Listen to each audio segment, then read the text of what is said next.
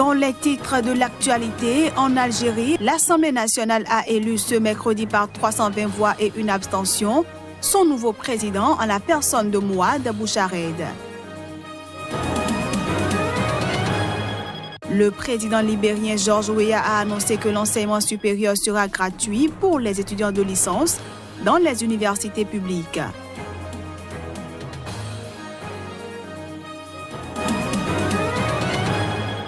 Et puis la Cour d'appel de Paris a confirmé le renvoi devant le tribunal correctionnel de Nicolas Sarkozy dans l'affaire Big Malion pour financement illégal de sa campagne électorale de 2012.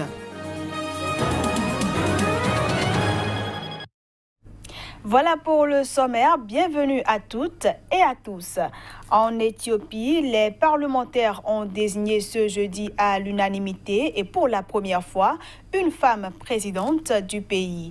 Ainsi, Sahle-Work Zewde devient la 4e chef de l'État en Éthiopie depuis l'adoption de la Constitution de 1995. Ce texte prévoit qu'un président peut être élu pour un maximum de 2 mandats de 6 ans. Mais avant de désigner l'assesseur général, les 2 chambres du Parlement ont entériné la démission du président Moulatou Teshome qui occupait ce poste essentiellement honorifique depuis 2013. En Algérie, l'Assemblée nationale a élu ce mercredi son nouveau président. Mais le sortant en conflit ouvert avec la majorité parlementaire se proclame légalement toujours en fonction, ce qui laisse craindre un possible imbroglio institutionnel. Soutenu par les 100 députés du Rassemblement national démocratique RND du Premier ministre Ahmed Ouyahia et par ceux des autres partis de la majorité présidentielle, Mouad Bouchareb a été élu sans surprise président de l'Assemblée populaire nationale par 320 voix et une abstention. Il était jusqu'ici chef du groupe parlementaire du Front de libération nationale, FLN, parti du chef de l'État Abdelaziz Bouteflika, qui détient 161 des 462 sièges de la Chambre basse. Mouad Bouchareb remplace ainsi le président sortant, Saïd Bouadja, que 5 partis de la majorité, dont le FLN et le RND, accusent de mauvaise gestion. Nous, on ne peut pas être présents et soutenir un coup d'État. Vu comment les événements se sont déroulés, nous considérons que c'est un coup d'État contre la légitimité constitutionnelle et la légitimité des lois. C'est une mascarade et une déviation dangereuse qui se passe dans le pays.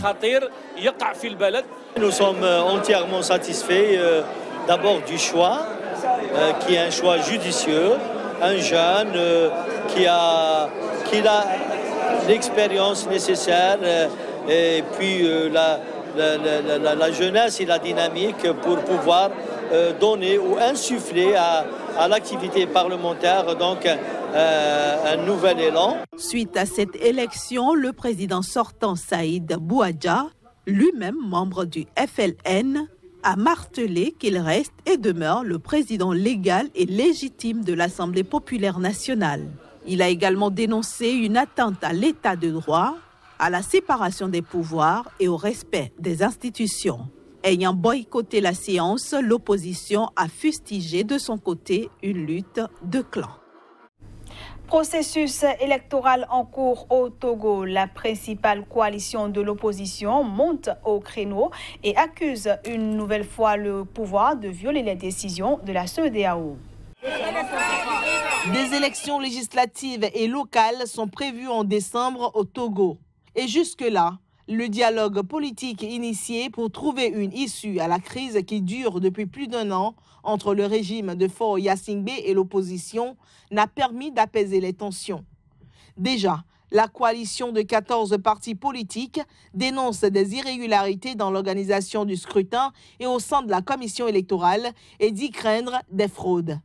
Les responsables de la coalition ont accusé le régime du président Faure Gnassingbé de violer les décisions du comité de suivi telles que préconisées par la feuille de route de la CEDEAO.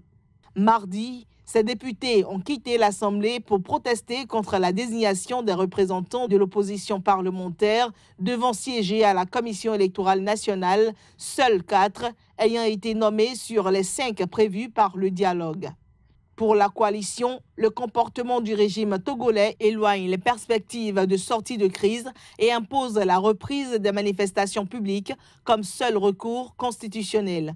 La coalition avait déjà appelé la population à boycotter le recensement électoral qui a démarré le 1er octobre en vue des élections. Toujours au Togo, le recensement électoral pour les législatives du 20 décembre prochain a pris fin ce mercredi. Mais l'opposition qui a appelé au boycott de ce recensement dénonce une organisation unilatérale de ces élections par le pouvoir. Elle menace à cet effet de reprendre les marches de protestation. Suite à cette menace, le gouvernement a fait savoir qu'il ne tolérera aucune manifestation dont le but est, selon lui, de faire échec au processus électoral en cours. Je le disais en titre, au Libéria, le président George Weah a annoncé que l'enseignement supérieur sera gratuit pour les étudiants de licence dans les universités publiques. Il a fait cette déclaration majeure lors d'une visite au campus principal de l'Université du Libéria à Monrovia. Le président du Libéria, George Weah, a déclaré ce mercredi libre de droit d'inscription l'ensemble des universités publiques pour les étudiants du premier cycle. Je déclare donc l'enseignement gratuit pour tous les étudiants de licence de l'Université du Libéria, ainsi que pour toutes les autres universités publiques du Libéria. Au pouvoir depuis janvier, l'ex-star du football a expliqué avoir pris cette décision après avoir été alerté par les dirigeants de l'université sur les difficultés rencontrées par les étudiants, notamment en raison de la chute du dollar libérien face au dollar américain, les deux monnaies légales dans le pays. Sur quelques 20 000 étudiants ayant fait les démarches pour s'inscrire, seuls 12 000 assistent aux cours, dont 5 000 grâce à des bourses.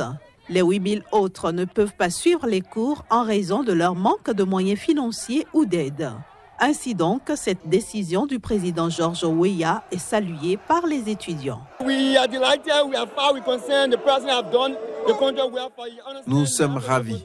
En ce qui nous concerne, le président a fait du bien au pays parce qu'il comprend les contraintes économiques que traverse notre peuple. Aujourd'hui, il déclare l'école gratuite, ce qui en soi a prouvé au peuple libérien qu'il a le pays à cœur et qu'en ce qui nous concerne, George Weah est le meilleur président de l'histoire du Libéria. L'ancien attaquant du PSG et du Milan AC a été élu fin 2017 sur un programme destiné à combattre la pauvreté et à relancer l'économie du Libéria. Disparition en mer de milliers de chalutiers ces dernières années. L'ONG Greenpeace appelle le gouvernement sénégalais à renforcer la sécurité des pêcheurs artisanaux.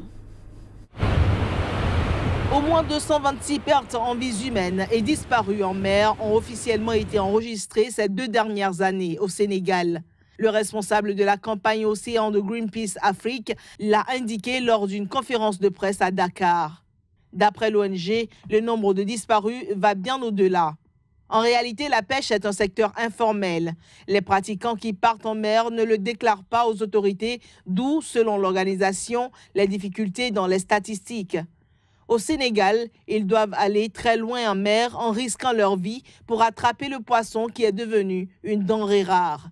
Les accidents en mer surviennent à la suite de collisions avec des bateaux industriels, des problèmes météorologiques et des pannes de pirogues, selon des pêcheurs présents à cette conférence de presse.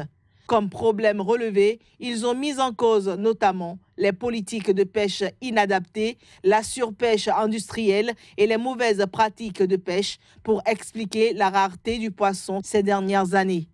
Les pêcheurs sénégalais sont confrontés à une raréfaction de la ressource halieutique dans leur pays, due notamment à une surexploitation. Ils dépendent en partie des eaux poissonneuses des pays voisins, dont la Mauritanie, selon des professionnels de la pêche.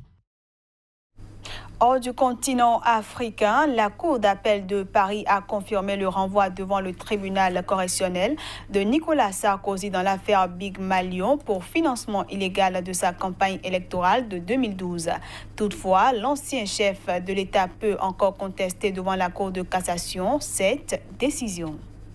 La perspective de voir l'ancien président français Nicolas Sarkozy devant un tribunal s'est renforcée ce jeudi après la décision de la Cour d'appel de Paris de confirmer son renvoi devant un tribunal. Suite à cette décision, son avocat, maître Thierry Herzog, a immédiatement indiqué qu'il allait former un pouvoir en cassation, ce qui pourrait repousser le calendrier sur la tenue de l'éventuel procès dans cette affaire dite Big Malion.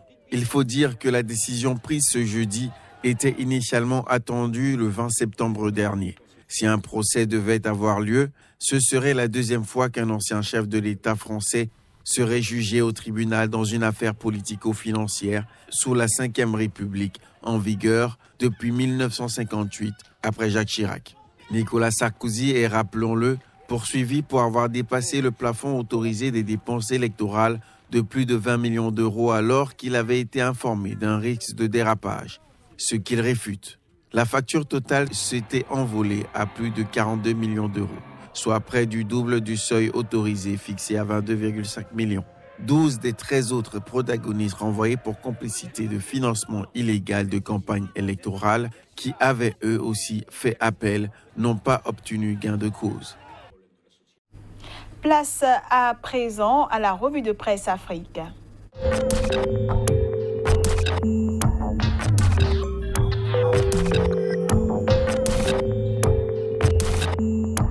Jeudi 25 octobre 2018, merci de prendre le rendez-vous pour ce nouveau numéro de la revue de presse Afrique sur Sika TV. La première destination de la revue de ce jeudi est la Côte d'Ivoire, où l'État a créé un fonds dans le cadre du projet Électricité pour tous, nous apprend Fraternité Matin. Faillite de la branche retraite, on reste avec Fraternité Matin qui nous informe que les États africains sont à la recherche de solutions durables.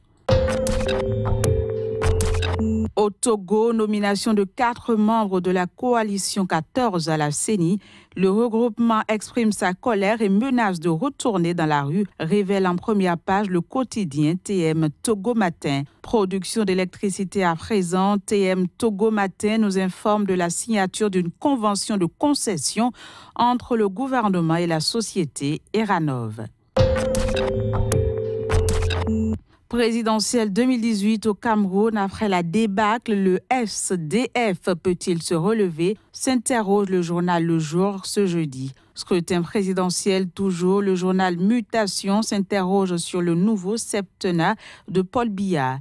Septennat 2018-2015, que fera-t-il de son mandat, écrit le journal en gros titre. Le quotidien L'Épervier, lui, anticipe déjà sur la recomposition du gouvernement. À ce sujet, le journal prévient que la saison des arnaques est ouverte. Puis économie en zone CEMAC, une lecture de la une du journal Info Matin nous informe de la tenue d'un sommet extraordinaire à N'Djamena ce jour.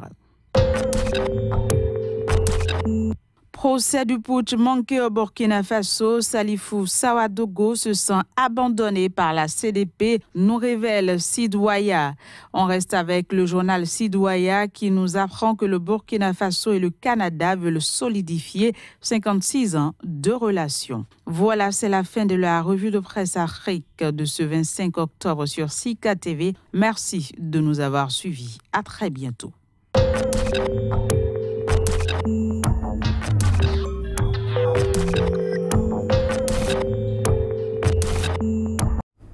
Et voilà, mesdames, messieurs, c'est sur cette revue de presse Afrique que nous mettons un terme à cette édition, que je vous remercie d'avoir suivi.